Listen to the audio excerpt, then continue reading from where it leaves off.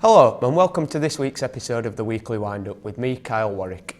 Coming up on today's show, an update on the Isaac Nash Trust along with more news on the big screen weekend. To discuss these topics we have Howard Lewis from the Isaac Nash Trust, who is also Isaac's granddad, and also Cathy Burger, who is the event organiser for the big screen weekend. On to our first topic. By now many people are aware of the tragic death of Isaac Nash, who drowned off the coast of Anglesey. This tragic event then prompted Isaac's family and friends to create a skate park in his memory, calling themselves the Isaac Nash Trust. The Isaac Nash Trust have been doing lots of fundraising and many other things to raise awareness of what they are wanting to achieve. They have also designed a skate park together with friends of Isaac and volunteers. This will hopefully be in Highburton. The recent public meeting regarding the skate park has made the local paper, as there are people who have objected to the park being built. So Howard, what sort of fundraising has been going on? Well, the list is huge. I'm bound to miss something out, but for example, bun sales, race nights, raffles, bagpacks, there's been sponsored walks, runs, swims, mountain climbs, skydiving, all sorts of things. We had one 8-year-old lad from a village near Middlesbrough who'd heard about the events and wanted to do something. So he did a sponsored swim and he ended up swimming 1 kilometre and raising hundreds of pounds. Wow. So it's not just people from the Kirklees area that have taken to the story then? I mean, the loss of Isaac had a profound effect on the local community, but yes, it's further afield as well. How much has been raised so far? We've got in excess of £120,000. Wow, it's a massive amount, isn't it? It's phenomenal, yes. Absolutely, and what have been some of the objections to the skate park in Highburton? Well, pretty much the sort of usual objections that you get to developments. There are worries about noise, youths from other areas coming in, suggestions that there'll be antisocial behaviour and drug use and alcohol use and these sort of things. How do you feel some of those worries for the local community can be allayed? Well, we've tried to talk to people. There's a core group of very vocal objectors who, at the meeting on Friday, the last public meeting we had, made it clear that they really don't want to listen. But I'm sure there are other people who have concerns which could probably be allayed with some, accurate information and evidence and talking to them. So we're trying to engage people in smaller groups if they've got concerns. But I have also posted a discussion of all these concerns on our webpage, which is the Highburton Skatepark Initiative on Facebook. Sorry, not a webpage, it's a Facebook page, which we've recently developed, and we add any news items to that. What has the general feeling been towards the skate park, would you say? Is it quite a lot of dissenters to it, or would you say the general overview is welcoming? The majority are tremendously in favour, yeah. We get huge amounts of messages of support, and the young people at middle school are talking about it all the time, and even some of the teachers. It's certainly, I come from Marsden originally. I live in Slathwaite now, and there's a lot of discussion that goes on regarding the ale trail, and there's a lot of talk about the people that it brings in and the things that go on because of it. Do you think these complaints are ones that are valid, or do you think it's kind of tarring people with a brush? Well, certainly the youngsters that are involved with the development of the skatepark, they've had input into the design. They're a bunch of great kids, They're not of this type at all, no. I won't say none of them have ever done anything daft. That's young people, isn't it? But they're not into drugs, they're not into alcohol, and the design of the skate park is aimed really at the younger user, sort of 4 upwards to mid-teens. And is there anything like this near to Highburton currently? It's over 4 miles to the next nearest ones. There's one at Skelmanthorpe and one at Newsham. Right, so it's something that everybody's talking about young kids not getting out enough and staying in front of the computers and things. So it's something that could get kids out of the house. It's something they enjoy doing, and it encourages them to get out and, as you say, exercise in a safe environment where the ethos is good behaviour to each other. Absolutely. Cathy, what are your feelings on this? I think these days there isn't a lot for the youth to do outside of their own homes. And having something like a skateboard park, to me, would just bring youths together, would give them something to do, and like you say, that gets them outside, interacting with one another, and often it can stop them getting into trouble because they've got something to do and somewhere to go and somewhere to congregate. Because a lot of the time these things are taken away from them and they don't have those facilities. So I'll be a supporter and I'll be liking on Facebook tonight when I get home. You're right in what you say. The boredom tends to lead to antisocial behaviour. You know, if they've got something to do, then it tends to reduce it. And there is evidence out there that, you know, skate parks and facilities like this in communities are of a benefit. Yeah, I mean, the devil makes work for idle hands, as they say. As they say. What is the future for the Isaac Nash Trust? Well, I mean, it's one step at a time. We've not gone to planning yet. At the moment, we've just commissioned a noise impact assessment, which needs to be done, and then environmental health will review that to make sure it's acceptable to go in alongside the planning application. Assuming that we do get through all the process eventually, and ultimately a skate park's created, then we're also committed to continuing to improve things on the recreation ground. But that depends on what the local community want. We want other people to get involved with that. Yeah. So if you know that you had the opportunity to say something, maybe not just to the people of Highburton, but people of Kirklees about the Isaac Nash Trust, what would you like to say? I mean, our children currently go to Skelmanthorpe. They either go on the bus or catch lifts to get up there to use the skate park there. So to turn around and say that other people couldn't visit ours would be, I think, awful. Plus, a lot of the fundraising has been done outside of our community. A lot of people have put a lot of time into that. So yeah, come and have a look. Thank you very much for your time. Now, on to our next story. In the Huddersfield Examiner, reported on the 27th of June, history lessons with a difference, thanks to Lego. Apparently, medieval history is not exciting enough, as it is considered a dry subject in the classroom, a point of view that I completely disagree with.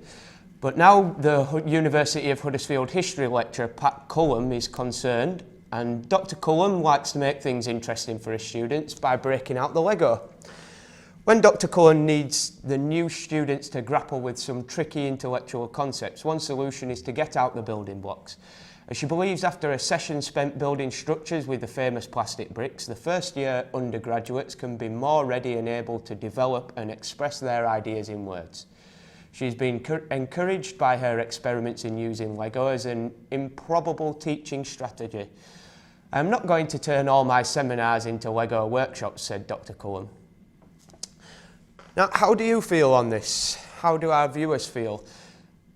Please let us know what you feel about any of the stories you hear on today's Weekly Wind-Up. You can do so by email, info@kirkleeslocaltv.com. You can find us on Twitter by searching @TheWeeklyWindup, and we're also on Facebook. Join us after the break for more discussion and also questions with Cathy Burger about the big screen weekend.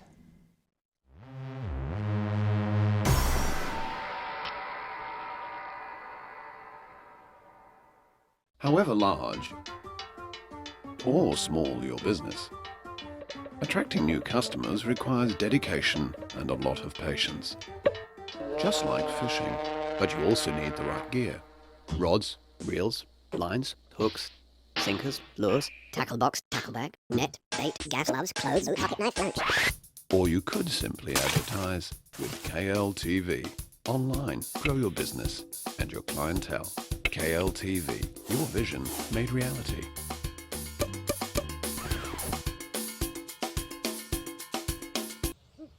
Should have gone to KLTV.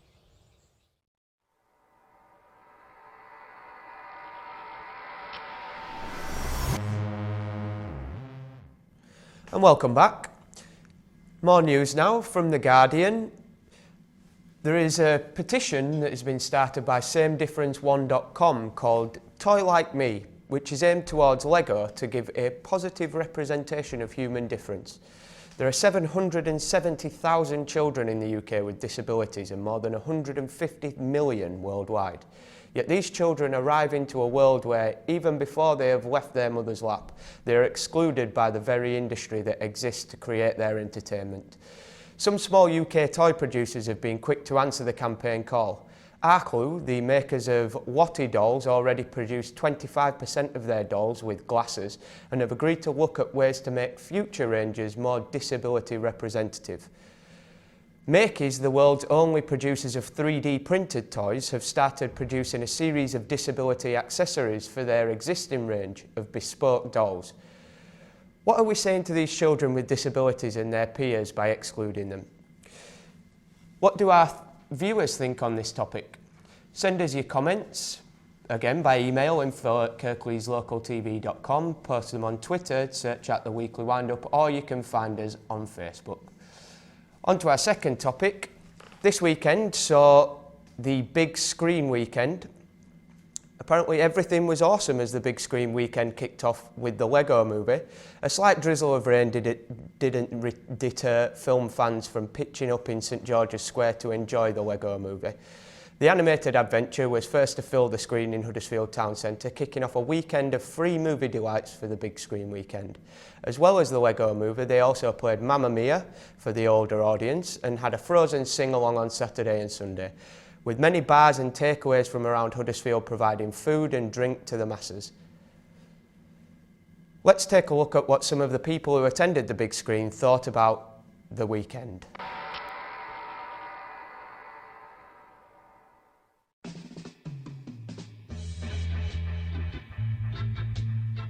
Yeah, certainly. We're just about to got Frozen on. There's loads of children here all dressed up and singing along, so should be great. Yeah, it's been really good. Leon's enjoyed it. It's been a wonderful family-oriented event. As you can see, there's loads of children, they're all dressed up for Frozen and they're all really excited. Yeah, I think it's a really nice event, nice place to have it as well. Yeah, I think it's great. With it being a focal point of the community, quite a lot of people are obviously coming in and out of Huddersfield during the day. Yes, very much so, yes. I think it's amazing for the underprivileged families where it's a lot cheaper and easier. Yes, it looks good and I think it's a good idea, yes. I think it's brilliant for the family. Yeah, I think it's been brilliant. It's great to see everybody down here today. Nice event, and they should do more of it. Yeah, from what I've seen of it so far, it's really great. I think it's a really good event, yes. I think we need more things like this in Huddersfield, especially for the children. Yeah, definitely, just look around you. It's got everything that Huddersfield needs. So Cathy, we've seen there what the public thought. As an organiser, how did you feel the weekend went? Well, I'm glad it's over, Kyle, put it that way. First events are always difficult because you always get surprises right at the end before the event goes live. So for example, by Tuesday we still hadn't got, Disney hadn't given approval for all the movies. So it was like a mad rush round on Tuesday afternoon. Anyway, we got that on Wednesday. So there's always those hiccups that you get before any first event that you haven't put on. But in terms of the attendance for a first event, the attendance on Friday was small, but we knew that was going to happen with kids still being at school. But Saturday, the place was absolutely heaving. We got really good visitor numbers down into the square. And Sunday, once everybody had maybe had a sleep in on the Sunday a bit, again, we got really good visitor numbers in the afternoon and into the evening. So we were really pleased with turnout. And certainly people have gone away in their minds knowing that it's happening in August. And we've got at least another, 6 weeks to let people know about it. And what was the feedback you received from some of the stallholders? The stallholders, again, they said for a first event, it was good for them. They were all local businesses because it's all about not only supporting the local community and Stafflex Recruitment, which are the company that have put money really behind the event. So it's not only giving back to the community, but it's also trying to give back to the local business community and support them. So the exhibitors were more than happy with how it had gone, and they're all booked in for the August event as well. So do you plan on making any changes for the August event, or have you had any feedback that maybe made you rethink the way you'd done anything? Or? Yes, we've got our debrief session tomorrow with Starflex, but already we've decided on some more movies, so we'll introduce some more movies in during the day. We'll most probably have to keep to the times of our original movies, only because those are what's been advertised. But we'll add in some more movies, bring down some live music that will happen in between the movies, get some face painting in there, a bit more things for the kids to do. So those are our general thoughts on what we're going to bring in for August. I know one of the moments I most enjoyed was during the silent films with the gentleman playing the piano. Was that something that other people enjoyed as well, and will it be happening at the next one? Yes, it was Home Firth Silence actually that approached us when they heard that we were doing these big screen events, and I'd never heard Johnathan playing on the piano before to the silent movies, and had gone along and seen him. And he does a fantastic job, and certainly if we can afford to do it, we will certainly do it on one of the days, because it does add just something a little bit different that maybe people wouldn't have seen before and experienced. Yeah, absolutely. Howard, it's a beautiful space that we have there in front of the train station, and we have the food and drinks festival as well, and now the big screen weekends. Do you think it's good, the town making use of the space in these ways? I think it's great, yes. I wasn't aware of the film festival there, but it sounds from the interview clips it was very well received, and I'll certainly try and make it to the next one. Yeah, absolutely. How much, Cathy, do you feel that these events, I know you said on the Saturday you had a really good turnout, Sunday gradually building great turnout. How much do you think they rely on the British weather? It's something that we always say we can organise everything else bar the British weather. Yeah. And actually, I think with the summer that we've had, we were really blessed this time with the weather this week, the weekend just gone. But saying that, people on the Friday came out with their brollies, and you saw people during the Lego movie with their brollies up. And then the local charity, the Huddersfield Town Foundation, that was the charity that was supported for the June event, were giving out ponchos. So people were just putting in a charitable donation and they gave out ponchos. So those worked really well. And it always amazes me how the British public will come out in any weather. So they are really good supporters of events, and especially the Huddersfield people. They really do like St George's Square and the events that go on there. You mentioned a few of your partners there. How important is it, the kind of relationship with those partners when you're putting on an event like this? Well, some of the comments that we got from the general public were that they thought it was a council event. So, in fact, it was one gent that I was chatting to that said, you need to be telling people that this is brought to you by the local businesses of Huddersfield. So I managed to get Starflex to get up and say a few words every day.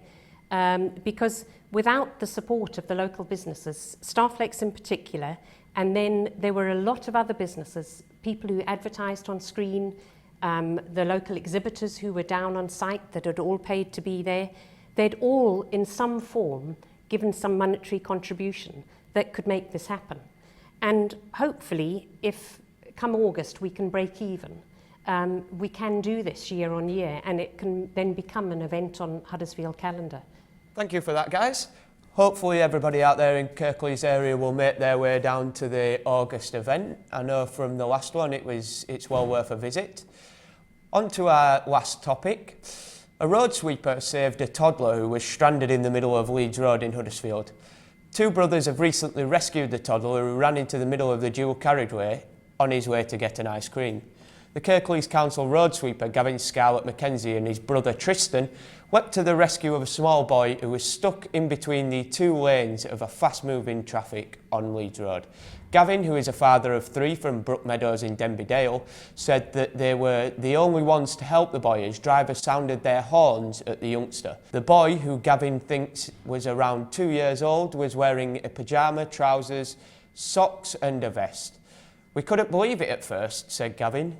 "He was being treated as if he was an animal by the drivers. It was pretty horrible, really. We just couldn't believe how people had reacted." Well done, Gavin and Tristan. You should be commended for your actions. Now I'd like to just pass on my commiserations to the England women's football team. They lost the other night 2-1 to Japan with own goal. Disastrous way to go out, admittedly, but it is what it is. They put in a great performance throughout the tournament and can only be commended for their endeavours. I'm afraid that's all we have time for on this episode of the Weekly Wind-Up.